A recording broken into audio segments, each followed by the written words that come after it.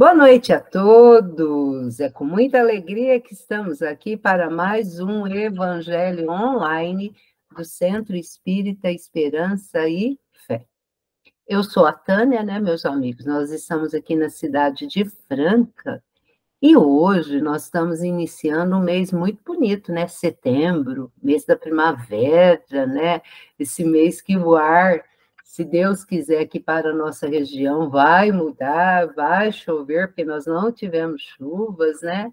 Outras regiões tiveram e nós ainda não, mas nós estamos aqui para o nosso estudo do Evangelho de Jesus. E como nós temos costume, né? Nós iniciamos a reunião com uma leitura, né? De sensibilização. E a Odília, nossa amiga, vai fazer a leitura para nós do livro. Opa, espera aí que eu fiz errado. Ela vai fazer para nós a leitura do livro Caminho, Verdade e Vida, né, Odília? Isso. Como pedes? Até agora nada pedistes em meu nome. Pedi e recebereis, para que o vosso gozo se cumpra. Jesus, João capítulo 16, versículo 24. Em muitos recantos encontramos criaturas desencantadas da oração. Não prometeu Jesus a resposta do céu aos que pedissem no seu nome? Muitos corações permanecem desalentados porque a morte lhe roubou um ente amigo, porque desastres imprevistos lhe surgiram na estrada comum. Entretanto, repitamos, o Mestre Divino ensinou que o homem deveria solicitar em seu nome. Por isso mesmo, a alma crente, convicta da própria fragilidade, deveria interrogar a consciência sobre o conteúdo de suas rogativas ao Supremo Senhor, no mecanismo das manifestações espirituais.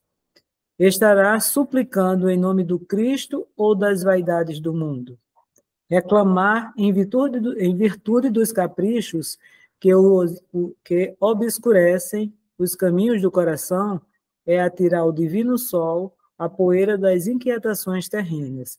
Mas pedir em nome de Jesus é aceitar-lhe a vontade sábia e amorosa, é entregar-se-lhe de coração para que nos seja concedido o necessário. Somente nesse ato de compreensão perfeita do seu amor sublime encontraremos o gozo completo, a infinita alegria. Observa a substância de tuas preces. Como pedes? Em nome do mundo ou em nome do Cristo? Os que se revelam desanimados com a oração confessam infantilidade de suas rogativas. Caminho, Verdade e Vida, lição 66, Espírito Emmanuel, psicografia de Francisco Cândido Xavier. Como sempre, uma leitura muito bonita, né? É. E para se pensar, né? O que se pede é como se pede, né? É verdade. E agora, meus amigos, nós vamos para a nossa oração inicial, que amavelmente a nossa amiga Keila irá fazer para nós. Keila, seja bem-vinda, minha amiga. Boa noite, obrigada, Tânia. Boa noite, querida. Vamos então, neste momento, elevar os nossos pensamentos ao nosso querido Mestre Jesus e agradecê-lo por estar reunidos conosco nesta noite, juntamente com a espiritualidade amiga. Que as nossas vibrações de paz, de amor, cheguem a todos que neste momento precisam. Sejam os nossos irmãos que estão no leito dos hospitais, também os nossos irmãos que estão passando por situações, por problemas, por dificuldades, que toda a espiritualidade possa abraçá-los. Por toda a nossa família, nossos amigos, e até pelos nossos desafetos, que a nossa prece chegue a cada uma dessas pessoas. Que possamos fazer boas reflexões hoje, possamos estar atentos, progredindo dia a dia, cada vez mais.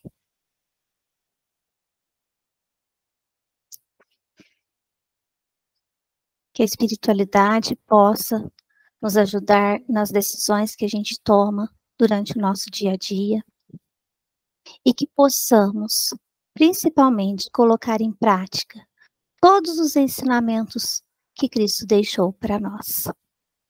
Que assim seja. Que assim seja, minha amiga. Obrigada por essa oração confortadora, né? E vamos pedir novamente para a nossa amiga Odília realizar a leitura do Evangelho, né, Odília? Vamos lá. Essa mensagem do Evangelho é uma das mensagens que eu gosto muito, sabe? E está ali no início do Evangelho, e muitas vezes a gente até esquece de fazê-la, né? Mas hoje vai fazer para nós. Vamos lá. É o início mesmo, é o prefácio, né? É? Os Espíritos do Senhor, que são as virtudes dos céus, qual imenso exército que se movimenta ao receber as ordens do seu comando, espalham-se por toda a superfície da terra, e, semelhante às estrelas cadentes, vêm iluminar os caminhos e abrir os olhos aos cegos. Eu vos digo, em verdade, que são chegados os tempos em que todas as coisas hão de ser restabelecidas no seu verdadeiro sentido, para dissipar as trevas, confundir os orgulhosos e gloriosos e glorificar os justos. As grandes vozes do céu ressoam como sons de trombetas, e os cânticos dos anjos se lhes associam. Nós vos convidamos, a vós homens, para o divino concerto. Tomai da lira, fazei uníssonas vossas vozes, e que no hino sagrado elas se estendam e repercutam de um extremo a outro do universo. Homens, irmãos a quem amamos, aqui estamos juntos de vós. Amai-vos também uns aos outros e dizei do fundo do coração, fazendo as vontades do Pai que está no céu. Senhor, Senhor, e podereis entrar no reino dos céus. Espírito de verdade, Allan Kardec, Evangelho segundo o Espiritismo, prefácio. Linda mensagem, né, meus amigos? Muito profunda essa mensagem. E atual, né? Só pode ter sido feita pelo nosso irmão maior, né? E nesse momento, agora, vamos convidar a nossa amiga, que irá fazer o estudo da noite, né? Esse estudo interessantíssimo, que a gente tem aprendido bastante, né?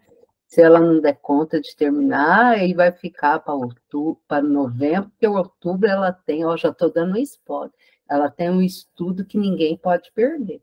Quase ninguém fala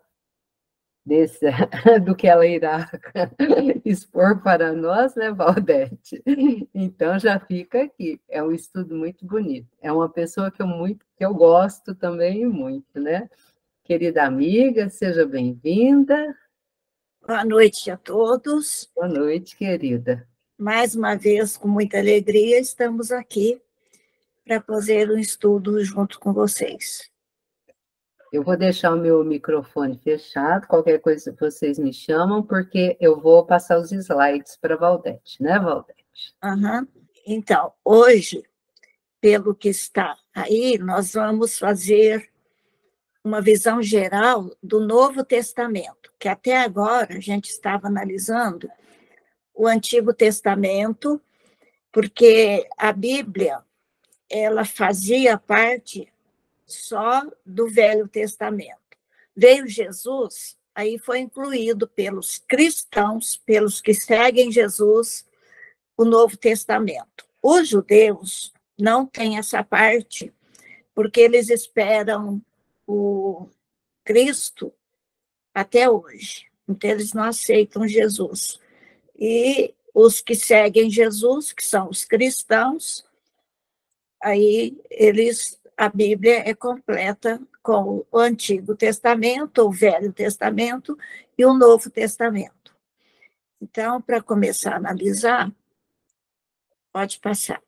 Aí eu peguei essas figurinhas assim, que são mais bonitinhas, né? E eu já tinha mostrado para vocês. O Novo Testamento tem 27 livros. Esses livros foram escritos a partir dos apóstolos de Jesus e dos discípulos dos apóstolos. E saíram todos após a crucificação de Jesus. E o primeiro que saiu, lá no Paulo Estevão, que Emmanuel escreveu, são as anotações de Levi, as anotações de Mateus. E, mais tarde, ele completou, ou completaram, porque muita gente que estuda esse Novo Testamento considera que outras pessoas, lá da Grécia principalmente, incluíram textos nos evangelhos que essas pessoas escreveram. São muitos os evangelistas, mas a igreja, principalmente quando ela se tornou igreja católica, os seguidores de Jesus passaram a sistematizar, a criar uma igreja organizada, de acordo com até interesses deles, aí eles escolheram e puseram os 4 evangelhos, que são de Mateus, Marcos, Lucas e João. Não está na ordem nem de tamanho, nem de época que saiu. Eles colocaram nessa ordem aí. Nem de quem foi discípulo de Jesus, apóstolo de Jesus. Por exemplo, o Mateus foi apóstolo direto, era o Levi, o cobrador de impostos. O Marcos, chamava João Marcos, no Paulo Estevão explica direitinho. Ele era adolescente quando conheceu o Paulo, ele era sobrinho do Barnabé, que fez a primeira viagem com o Saulo de Tarso, que depois virou Paulo. Então, o João Marcos, ele escreveu um evangelho, que depois nós vamos ver, anotando e copiando o que Pedro passou para ele. O Lucas era um médico, que era judeu, mas que nasceu lá na Alexandria, no Egito, e se tornou um grande amigo do Paulo de Tarso. Inclusive, viajou muito com ele, foi grande parceiro, e acredita-se que uma parte do Evangelho de Lucas, o Paulo já tinha escrito, e Lucas depois completou. E o João, é o João evangelista, o apóstolo bem-amado. Ele era dos apóstolos de Jesus, o mais novinho, e ele foi o que melhor entendeu a mensagem de Jesus, porque o evangelho dele é diferenciado. Eu vou falar melhor dos evangelhos depois. O Lucas, a pedido de Paulo, escreveu o evangelho e Atos dos Apóstolos. Esse livro, ele conta o que os apóstolos foram fazendo após a crucificação de Jesus. Ele começa escrevendo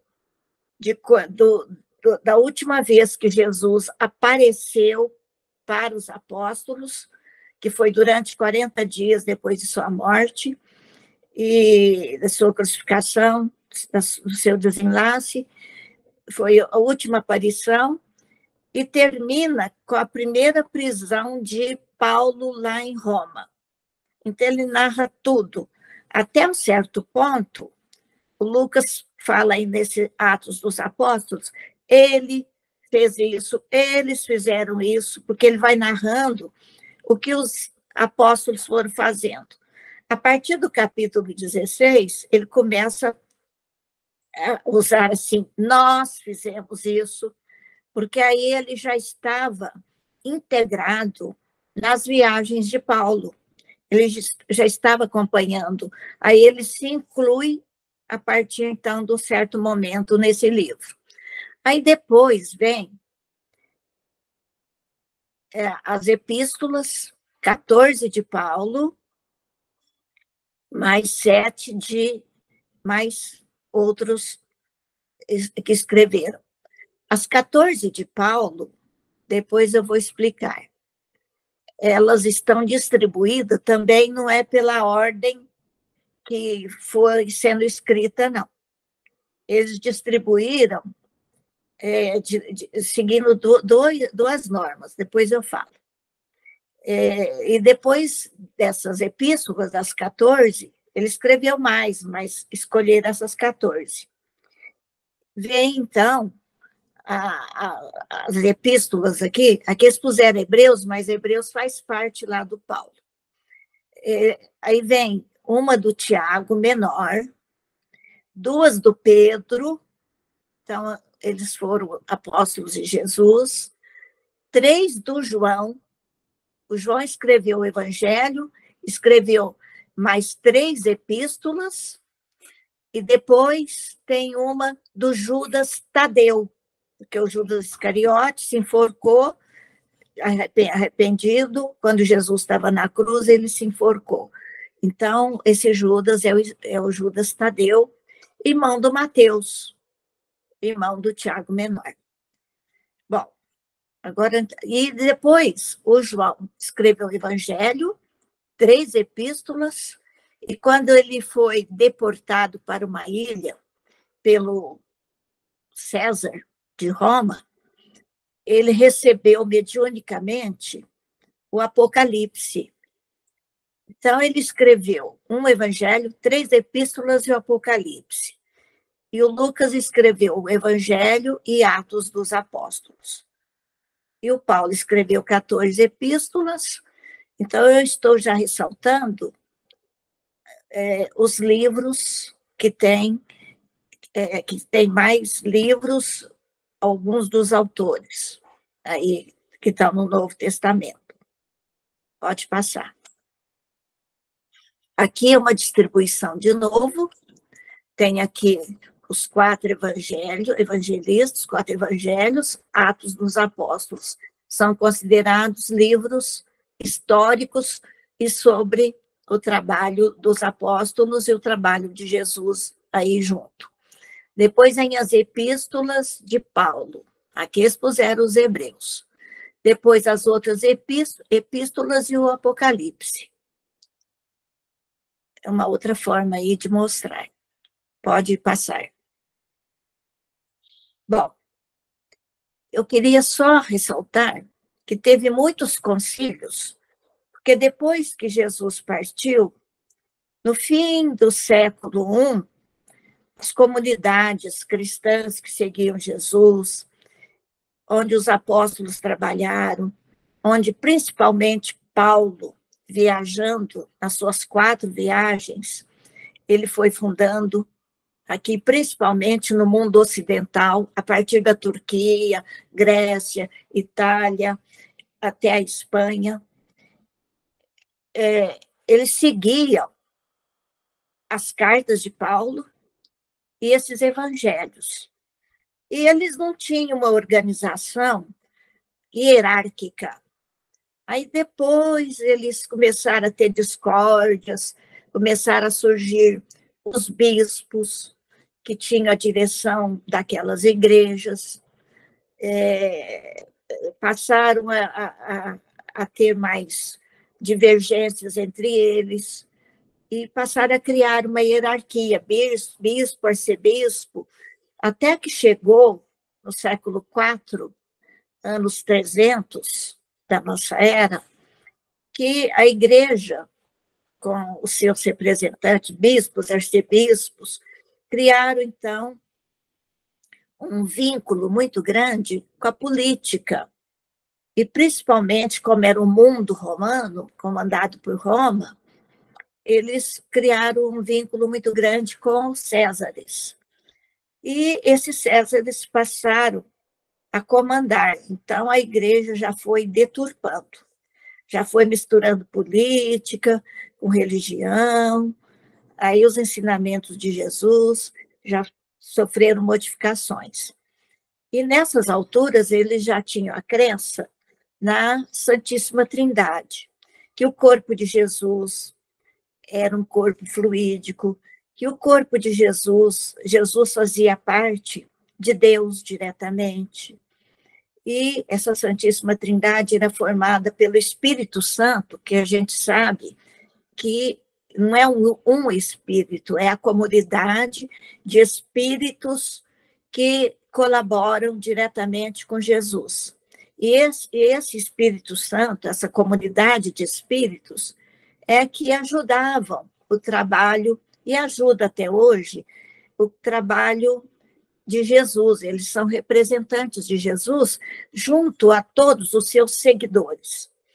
Então, eles juntaram que Deus era formado pelo Espírito Santo, pelo Filho e por Ele. Então, ficou essa Santíssima Trindade, que nem quem segue isso daí sabe explicar direito. E teve, então, esses concílios que já teve discussões contra essas ideias. Mas, como foi primeiro Constantino I, que dirigiu, eles discutiram essas ideias. E quando foi em 325 e 381, o outro César Teodósio I, ele já convocou esse concílio, e nesse concílio eles já recusaram, combateram o arianismo, porque teve um bispo chamado Ário, lá em Alexandria, no Egito, que não concordava que Jesus teve um corpo diferente, que Jesus era um homem com uma grande elevação, que veio nos trazer a sua mensagem, e ele era intérprete de Deus, ele era o intermediário. E é isso que a doutrina espírita sabe até hoje, que ele foi criado como um ser simples e ignorante, que evoluiu e que foi o representante direto de Deus que veio até nós. Mas não que ele fosse uma parte de Deus. Era um representante. E é um representante. E também, por causa disso, que não tinha Deus não teria essa trindade. Deus não pode se manifestar concretamente entre os povos, entre os mundos, mas indiretamente através da sua obra, dos seus representantes. E um dia, quando formos perfeitos, é que nós vamos entender a ideia dessa inteligência suprema, dessa inteligência maior, que não tem maneira de ser representado. Então, o Ário já acreditava nisso, e eles combateram essa ideia e ficou fixo na Igreja Católica, que aí já surgiu o catolicismo, da Santíssima Trindade, e que Deus, então, que Jesus é Deus, né? Eles consideram. Pode passar. Agora, eu vou fazer aí uma análise de como é distribuído percentualmente cada livro dos 27 que constam do Novo Testamento. Ao todo, o Novo Testamento tem quase 8.000 versículos, porque a gente tem capítulos e versículos, ou versos, que esses textos, quando foram escritos, não eram assim distribuídos, mas quem organizou esses livros para colocar no Novo Testamento fez essas divisões, pondo títulos, pondo capítulos e dividindo em versos, que cada verso, às vezes, tem um significado, uma parte. Então, esses versículos são, então, constantes em toda a Bíblia, tanto no Velho como no Novo Testamento. foram os organizadores. Não foi nem os apóstolos, nem Jesus, que Jesus não deixou nada escrito, nem os seus primeiros seguidores. Foram depois os que organizaram. Então, por exemplo, quem tem mais versículos escritos é Paulo, porque também, gente, tem 14 epístolas dele. Então, 30% do Novo Testamento corresponde a essas 14 epístolas. Agora, Lucas, que escreveu o maior evangelho, e então ele escreveu Atos e o Evangelho, os dois livros de Lucas quase iguala com as 14 epístolas. Ele tem 28%.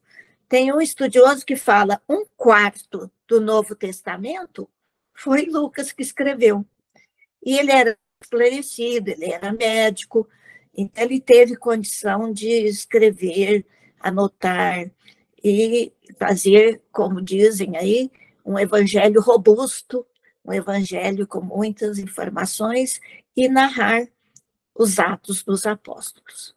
O João, como escreveu o Evangelho, 3 epístolas e o Apocalipse, ele vem em terceiro lugar, mas já ali, bem menos a quantidade dele.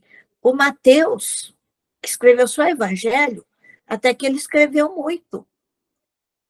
Ele sozinho, só com o Evangelho, foi 14%. O Evangelho deles é um pouquinho menor só do que o do Lucas, mas é quase igual. O Marcos é o menor evangelho. E cabe dentro de João, cabe dentro do Mateus, cabe dentro do Lucas. O evangelho dele é 9,5%, 678 versículos. E somando as 4 epístolas que sobraram, porque as 3 do João eu incluí lá no João, as 4, as 2 de Pedro, uma de Tiago e uma do Judas, elas só são 0,5%, e elas são bem menos. Então, é só para ver a distribuição e a importância aí que nós temos. Agora eu vou explicar o que são evangelhos canônicos e apócrifos. Esses 4 evangelhos que foram escolhidos são chamados canônicos. A igreja aceitou, que é o Mateus, Marcos, Lucas e João. Mas há mais de 50 evangelhos que não foram aceitos e hoje já até descobriram esses escritos antigos lá no Egito, porque esses evangelhos, 3 foram escritos em grego. Só o do Mateus, que foi escrito em aramaico, em hebraico, a língua lá da Palestina, a língua que Jesus falava. Os outros já foram em grego, porque a igreja da Grécia, a imigração do povo judeu, assim, foi forçado, né? A diáspora foi forçada, eles foram forçados a sair. Então, foi na Grécia que concentrou os escritos aí, tanto do Velho quanto do Novo Testamento, porque os gregos também foram os primeiros a traduzir o Velho Testamento para o grego, para outra língua. Antes não tinha tradução. Então, é isso daí a diferença. Apócrifos são aqueles que não foram incluídos no Novo Testamento, que não foram aceitos. Pode passar. Agora eu vou mostrar aí o tamanho de cada evangelho, que eu já adiantei. E comparar com o de Lucas, porque o de Lucas é maior, o Mateus equivale, tem 28 capítulos, tem 1.071 versículos e equivale a 93% do tamanho do evangelho do Lucas. Porque o Lucas é o maior, o dele chega perto, 93%.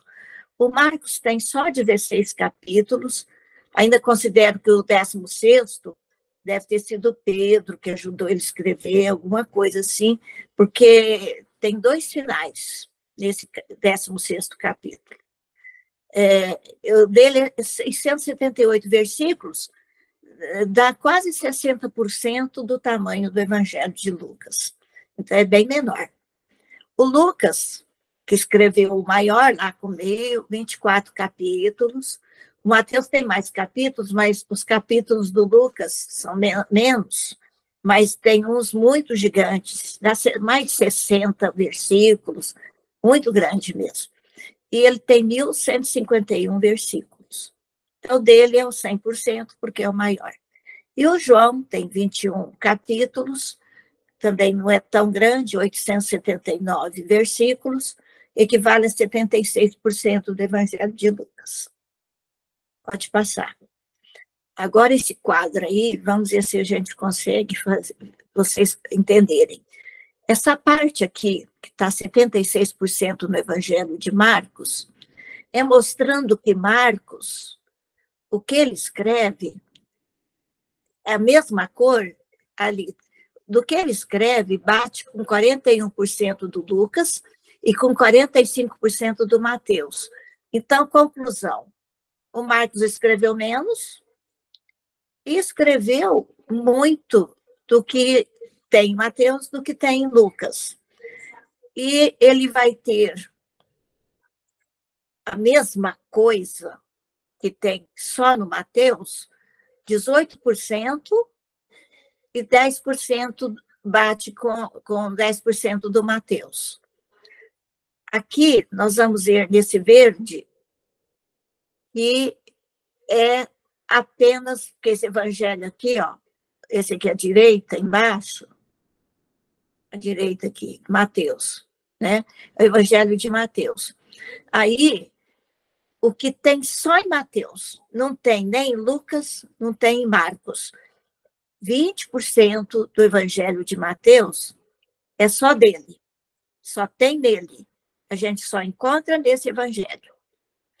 25% bate com Lucas e não bate lá com Marcos, né?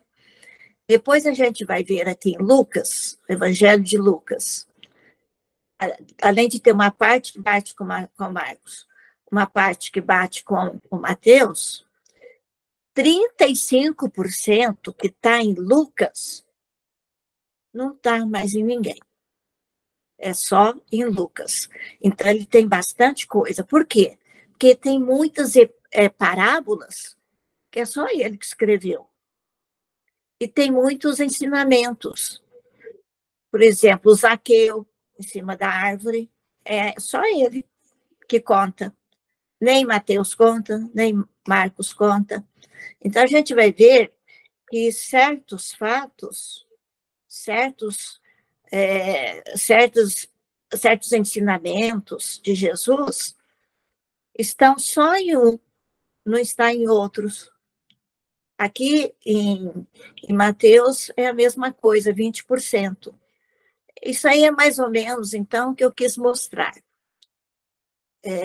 Só para vocês entenderem que nem todos os evangelhos falam tudo a mesma coisa. O de João, então, nem entra aí, porque esses daí são os sinóticos. Sinóticos quer dizer, são aqueles que são parecidos, que contam a história, as passagens, e repetem os ensinamentos de Jesus. Mas o de João é diferente. Então, ele não foi incluído aí. Depois a gente vai falar o porquê que é diferente, né? Agora, nós vamos ver que Mateus, ele viveu na companhia de Jesus durante o tempo que ele pregou, né? Ele era de lá, da Palestina, então ele escreve na língua em aramaico, e o evangelho dele saiu em Jerusalém, mais ou menos no ano 70. Mas é aquilo que eu falei, o rascunho, o embrião do evangelho dele, já surgiu um ano depois que Jesus tinha sido crucificado. Até os apóstolos liam as anotações de Levi, Então, o evangelho dele começa bem lá atrás, mas foi publicar depois da morte dele, acrescentar alguma coisa, né? O Marcos, ele reproduz o que ele ouviu do Pedro, porque, como eu disse, ele era sobrinho do Barnabé, viajou mais com o tio, ele só começou a primeira viagem com o Paulo, mas ele era adolescente e não aguentou, acabou indo embora, aí depois ele viaja com o tio. E os estudiosos falam que ele era primo do Barnabé. Não é primo, não, é sobrinho, filho da Maria Marcos, que era irmã do Barnabé. Então, eu acredito na narrativa do Emmanuel, não no que esses pesquisadores ficam supondo que seja. O Lucas, como eu disse, ele falava o grego. E o Evangelho do Marcos saiu em grego, em 64, e em Roma. Então, ele foi editado lá em Roma. O Lucas, editado não, ele foi copiado, né? Porque tinha que fazer cópias. Não tinha impressora naquela época, não tinha editora, não tinha nada. Imagina copiar esses evangelhos para multiplicar e ir passando. Era muito complicado. O Lucas, ele inquiriu, ele pesquisou, ele questionou as pessoas, principalmente começou com Maria. Então, por isso, ele vai ser o que mais biografa a vida de Jesus de uma maneira pura, linda, maravilhosa. E ele, então, escreve mais sobre Jesus porque entrevistou Maria. E como ele era grego, ele escreveu em grego e lançou na Grécia em 65. E o João, ele esperou esses evangelhos saírem, ele já estava bem idoso, ele conviveu profundamente com Jesus, ele cuidou de Maria. E nessa convivência toda, com Jesus, com Maria, e analisando, porque ele era muito inteligente, analisando o que foi acontecendo com a igreja, aí ele escreve, já maduro, e analisando os fatos todos, por isso que o evangelho dele fica diferente. Ele não vai só descrever e narrar e copiar as falas, os atos de Jesus, como os outros fizeram. Ele vai analisar com as próprias palavras os ensinamentos de Jesus. Então, é um evangelho que explica melhor sobre Jesus. E ele foi escrever, ele já estava idoso. No ano 90, onde ele morou o resto da existência dele em Éfeso, que fica hoje na Turquia, mas naquela época era Grécia. Pronto, pode passar. Agora, a Igreja Católica resolveu pegar umas imagens que o profeta Ezequiel viu. Ele viu umas imagens assim, de um homem, um boi, um leão e uma... como chama? Águia. Uma águia. Águia, Nossa, fugiu da cabeça. Uma águia. E a Igreja Católica, de acordo com os evangelhos, eles simbolizaram cada um com esses símbolos que o Ezequiel viu lá 400 anos, 500 anos antes de Jesus. Aí eu peguei 3 imagens dessa imagem do Ezequiel, das 4 figuras. Pode passar. Aí, está até difícil, foi o Rafael, aquele pintor da Renascença, que fez. Aqui vocês têm o boi, o leão, o homem e a águia aqui, ó. Agora tem um outro mais pedagógico, pode passar. Aí dá para ver bem, né? A águia, o leão, o homem e o boi. Agora nós vamos começar a fazer um resumo. Ah, que vai dar tempo. Nossa, eu tenho que ir rápido, eu já antecipei. No Mateus. Para Mateus, simbolizar o homem, porque ele vai narrar muito Jesus ali entre eles, Jesus como homem, Jesus vivendo entre eles, o que ele fez, enxergando mais Jesus como o homem, mas considerando ele o Cristo, né? Então, ele era letrado, o evangelho dele é robusto, é muito grande. Ele foi o primeiro a escrever aquilo que eu já falei, lá no Paulo Estevão. Ele escreveu em hebraico para os hebreus, e então ele liga muito o que os hebreus ali conheciam do Velho Testamento. Ele cita no evangelho dele, ele faz citações. Ele cita Moisés, ele cita a lei, ele faz uma certa comparação de Jesus com os profetas, com o Moisés, e coloca, ele faz a genealogia, e no fim ele coloca que Jesus é filho de Maria. Então ele não ressalta que ele é filho de Maria e José, põe só Maria, né? E é o evangelho dele que coloca melhor o Sermão do Monte, capítulo 5, 6 e 7. Lucas põe pequeno, e o Marcos menor ainda. Então, o Sermão do Monte na íntegra está em Mateus. E ele também coloca aquele sermão profético, que é o 24, 25, onde ele prevê o que vai acontecer até hoje, né? É um pouco apocalíptico. E ele também ele não segue cronologicamente. Ele põe um fato aqui, depois outro lá, não vai seguindo em ordem cronológica, porque os outros a gente já vai ver, pode passar. O Marcos representa o leão, porque ele considera Jesus o grande, o Salvador, e então, como leão é considerado o rei, então Jesus falava muito meu reino, aí colocaram o leão como símbolo, porque ele ressalta muito a realeza de Jesus nesse caso, né? Então, ele era o sobrinho do Barnabé, viajou com Paulo e Barnabé na primeira excursão, depois ele viajou só com o Barnabé, onde ele conheceu muito os gentios, aqueles que falavam grego, outras línguas, né?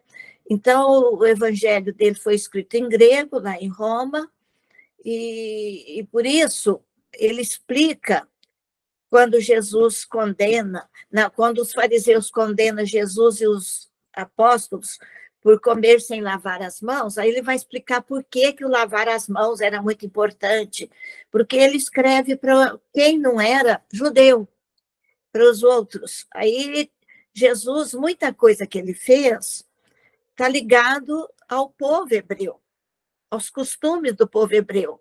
Como Marcos soltou esse livro, o Evangelho, para quem não era judeu, ele então explica os costumes do povo hebreu no Evangelho dele. Capítulo 7, então, explica muito sobre os costumes. Então, ele transcreve o que Pedro falou, e como Pedro conheceu Jesus, Pedro era adulto, o Pedro não passou para ele informações da infância de Jesus.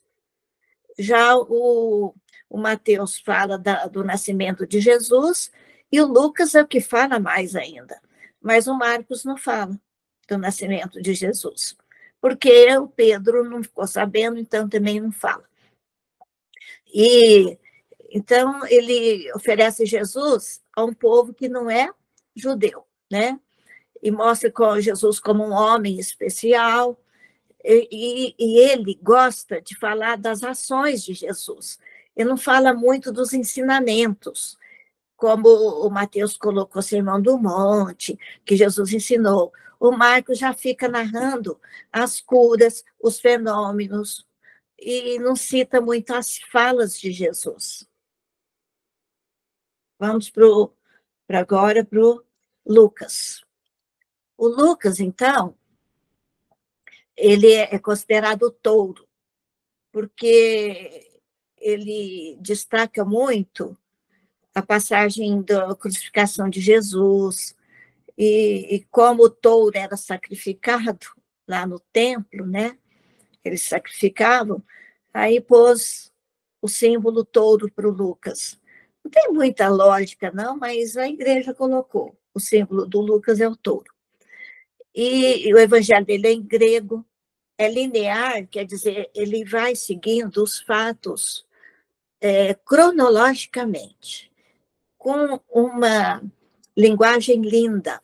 Até quando ele transcreve algum ensinamento que está em Marcos, fala que fica muito mais bonito o jeito que ele escreve do que o jeito que o Marcos escreveu, porque ele colocava uma certa poesia. E ele fica preocupado, porque ele escreveu para outros povos, né? Então, ele e para a eternidade, então ele coloca muito a história, aquele fato, o que aconteceu, em que ano, quem governava. Então, ele coloca aspectos históricos. Então, ele é muito técnico, e a narrativa dele tem começo, meio e fim. E é a melhor biografia de Jesus, porque ele entrevistou Maria, então quem melhor sabia sobre Jesus? E ele é o único que fala que Jesus foi crescendo em harmonia e profundidade. Então, ele tem essa frase, que Jesus foi crescendo. É a única informação de Jesus na sua adolescência, no caso aí, né? Então, ele destaca os fatos, né, fora de Israel, citando o imperador, o ano, e a genealogia dele, porque o Mateus faz a genealogia partindo de Abraão e chega até Jesus. São aquelas 14, 14, 14, são as 42, como fala, genealogias, né? Árvores, famílias, até chegar em Jesus. E o Lucas escreve uma genealogia, mas ele começa lá no Adão. E ele faz uma genealogia que não é para o povo hebreu, é para universal. Então, é diferente do Mateus. E ele coloca que Jesus é filho de José, porque para ser um enviado tinha que ser primogênito e tinha que ser filho de homem. Então, ele acreditava que Jesus foi tudo isso porque ele era filho de José, e ele está certo, né? Não é só filho de Maria. E apresenta o Jesus misericordioso, consolador, e ele é o que escreve mais parábolas, e é o texto mais longo, por isso eu já falei, né? E o João? O João, como ele viu além ali do presente, ele escreve até o Apocalipse, então ele enxerga o que iria acontecer além e entendeu como estavam ali vivenciando, né, o Evangelho de Jesus. Então, a águia alça voos muito altos. O João, então, alçou voos altos. Aí, o significado águia, eu acho que está bem representado, né? E o evangelho dele foi escrito em grego, é o mais espiritual, é o que apareceu mais tarde, e ele presenciou, então, o desenvolvimento da proposta de Jesus. Então, ele detalha, além dele ter vivido com Jesus, ter sido próximo ali, então ele enxerga Jesus como o próximo ao Pai, o representante do Pai. Então, ele saiu muito jovem lá da Palestina, foi expulso lá da Igreja do Caminho, levou Maria, foi para Éfeso, então ele ficou imbuído da cultura grega. Então ele escreve de acordo com a filosofia grega, ele sabe filosofar, ele sabe captar a filosofia de Jesus. Então ele fala dos discursos filosóficos de Jesus, e como quando Jesus fala, sou o caminho, a verdade e a vida, Jesus fala que ele era o pão da vida, é a videira. Então, são aspectos filosóficos que ele aborda muito aí. E ele fala que o verbo se fez carne, quer dizer, a parte do amor que representa o Pai, Jesus encarnou esse amor, né? Então, ele desceu à terra para conviver com os homens. Tem mais aqui do João, pode passar. Pode passar.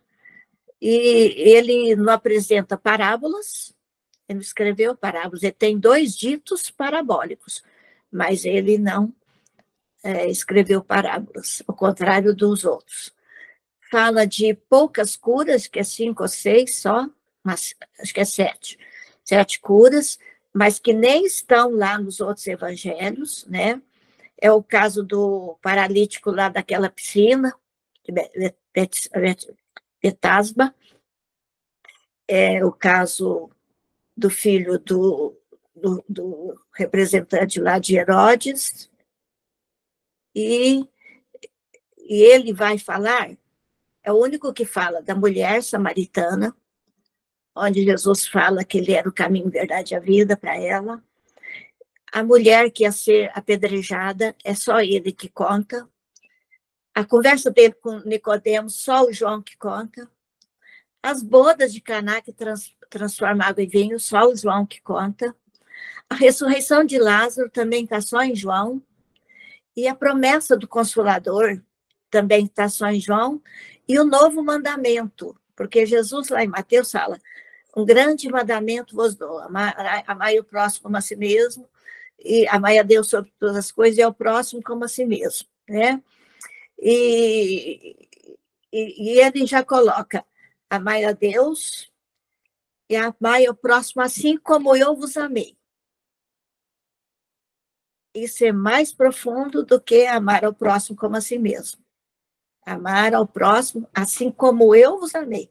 Quer dizer, como o amor de Jesus, né? Isso aí é muito profundo. Esse novo mandamento é nele. E ele foi exilado, então, pelo imperador Domiciano, de 81 a 96, que esse imperador dominou, e foi para a ilha de Patmos e recebeu o Apocalipse. O Apocalipse, todo mundo acha que é tenebroso. Já aconteceu quase tudo que está no Apocalipse. E ele mostra que virá um mundo regenerado. Então, o Apocalipse, ao invés de ser um livro de terrorismo enigmático, a gente tem que acreditar que é um cântico de esperança. Fortalece a nossa fé no futuro, porque dias melhores virão. Então, é isso que o Apocalipse passa. E começou lá com o Daniel, né? Que também, na época, estavam escravizados lá na Babilônia, e Daniel, então, escreve as suas predições, que também depois aconteceram. E foi para trazer fé, esperança no futuro. Por isso que fez predições, né? Agora aqui, pode passar. É um quadro onde tem as 48 principais parábolas, porque tem, segundo o Elarrat, são 60, incluindo os ditos parabólicos, né? Então, a gente vê a primeira coluna é Lucas, a segunda Mateus, a terceira Marcos, a quarta João. Enquanto está cheinha as colunas do Lucas e o Mateus, é porque os dois contam as mesmas parábolas. Olha o tanto de parábola que os dois contam juntos. O Marcos só algumas, e só 5 repete a que os outros contam. João nenhuma. Agora continua aí. aqui eu pus, continuando, né? Então, até ali, número 17, era aquilo. Começando na 18 aqui, tem essas parábolas que só tem em Mateus, não tem nos outros. Joio e trigo, tesouro escondido, a pérola preciosa, a rede.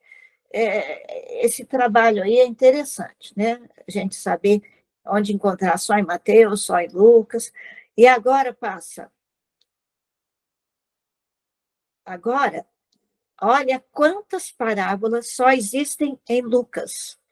E no João, vai ter só 2 ditos parabólicos, quando Jesus fala que ele é o bom pastor, e ele fala que é a videira e nós somos os raminhos. Então, não é uma parábola, é uma analogia parabólica, né, que Jesus faz. Nós somos o rebanho, ele é o pastor.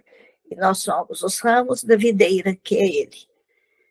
Pode passar. Vamos ver se dá tempo agora para falar das epístolas rapidinho. Eu dividi as epístolas, que elas estão distribuídas. Aqui do lado é o número de versículos que elas têm. Elas foram distribuídas por tamanho. Então, acabou? Valdete, e se a gente deixar as epístolas especial para a outra? Pode ser. Aí em novembro você faz ela, só as epístolas. Vocês não concordam, gente? Acho que fica melhor, né? Fica, porque aí eu ia fazer só nada. Aí você não precisa correr. Porque assim, a epístola é muito importante também. Esse pedaço foi muito importante, trouxe muita coisa que eu também não sabia, né? A gente aprendeu muita coisa, mas eu acho que se a gente deixar a epístola só para novembro, eu acho que fica melhor. Porque o trabalho de Paulo foi muito importante. Eu sei. O Evangelho de Jesus chegou até nós. Porque aí na epístola, se você vai falar, porque dezembro já é o mês de Jesus, né? Então, aí já é um abrir, assim, para um Natal com Jesus. Pode ser, então? Pode. Aí a gente deixa. Minha amiga, eu estava aqui, encantada, né? Tem muita coisa que a gente tem muito que aprender, né, meus amigos? A gente vai vivendo e vai aprendendo, né? Cada dia uma coisinha a mais. Mas foi muito bom, Valdete. E depois, quem tiver dúvidas, a hora que tiver o link lá no nosso canal, quem ainda não inscreveu no nosso canal, pode se inscrever, deve se inscrever, porque todos esses estudos, os que a Valdete já fez, mas esse, vai lá para o Esperança e Fé Connect, né? Que é o nosso canal no YouTube. Amiga, então vou te agradecer muito. Eu que agradeço. Vai falar de Jesus é muito bom, né? Nossa, e eu falo assim, recarrega as nossas energias para a gente poder passar esses momentos que a gente está passando de grandes aprendizados, né, meus amigos? Jesus e os apóstolos, né? Então, assim, é muita coisa, tem hora que a gente chora, né, as mágoas, tudo, e o que esses povos não passaram, né? Sem ter o recurso que a gente tem hoje. Então, a gente só tem gratidão a esses nossos antepassados, né? E ao nosso querido mestre, né? Nosso amado irmão Jesus. E aquela mensagem que a Odília leu no começo, que a gente tem que orar pedindo a Jesus, porque ele que comanda, dirige, nos orienta, com essa pleiade de espíritos que eu falei que eles chamam de Espírito Santo, chamado naquela época, mas a gente sabe que não é um. É uma pleiade de espíritos bons, amigos que nos amparam, né? E quando ora pedindo a Jesus, é eles que vêm. Uhum. Amiga, gratidão. Te aguardamos no próximo mês. O próximo mês tem novidade, o próximo mês é também, assim, para a doutrina espírita, um mês muito especial. Então, mas eu não vou falar nada, não. Hoje, né, a nossa agendinha, né, do mês, hoje nós tivemos a nossa amiga Valdete, A semana que vem nós teremos o nosso amigo lá de Goiânia, né, o Edson, que o tema dele será para quem pedes ajuda. Acho que é mais ou menos esse título. Na terceira semana é a nossa amiga Doroti, e que ela vai falar uma parábola ali, o juízo final. Então, ontem eu já estive conversando com ela, então ela vai contar para nós sobre essa parábola, né? Que é aí de Mateus, né? Não estou errada, não. O juízo final está em Mateus. Tá certo, Valdete? Está na primeira fileira, é Mateus. Está fechado o seu áudio. É assim. É o juízo final.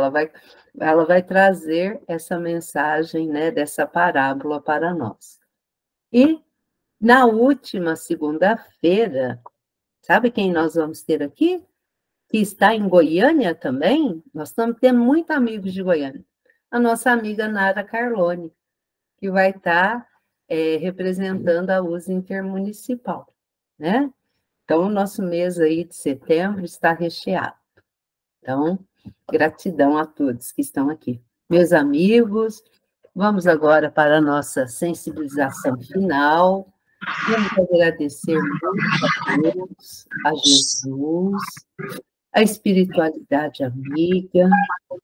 Vamos pedir que a equipe de Marcos Garcia, juntamente com os nossos bons amigos espirituais, né, os amigos espirituais de cada família, possam amparar, iluminar, fluidificar as nossas águas, nos transmitir o passe que cada um de nós necessita para o nosso refazimento. E hoje só queremos agradecer. Gratidão a Deus, gratidão a Jesus, gratidão a Maria Santíssima e gratidão a esses amigos anônimos que sempre estão nos amparando, nos assistindo. Seu Adalto? Sim. Senhor, ensina-nos a orar sem esquecer o trabalho, a dar sem olhar a quem, a servir sem perguntar até quando, a sofrer sem magoar, seja a quem for, a progredir sem perder a simplicidade, a semear o bem sem pensar nos resultados, a desculpar sem condições, a marchar para frente sem contar os obstáculos, a ver sem malícia, a escutar sem corromper os assuntos, a falar sem ferir, a compreender o próximo sem exigir entendimento, a respeitar os semelhantes sem reclamar consideração, a dar o melhor de nós, além da execução do próprio dever, sem cobrar taxas de reconhecimento. Senhor, fortalece em nós a paciência para com as dificuldades dos outros, assim como precisamos da paciência dos outros para com nossas próprias dificuldades. Ajuda-nos para que a ninguém façamos aquilo que não desejamos para nós. Auxilia-nos, sobretudo, a reconhecer que nossa felicidade mais alta será, invariavelmente, aquela de cumprir os desígnios, onde e como queiras, hoje, agora e sempre. Que assim seja. Que a paz do nosso Mestre Jesus esteja sempre em nossos corações. Que assim seja, seu Adalto. Muito obrigada, amigos. Até a próxima semana, uma semana de muita luz, de muito amor em nossos corações. Um beijo no coração. Boa noite. E até a próxima. Para todos. Fique com Jesus.